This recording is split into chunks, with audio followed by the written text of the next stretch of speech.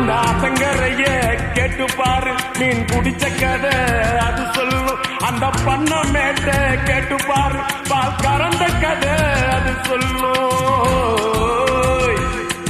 அந்த சொலக்காட்ட கேட்டு பாரு, ஜோடி பிடிச்ச கதை அது சொல்லும்.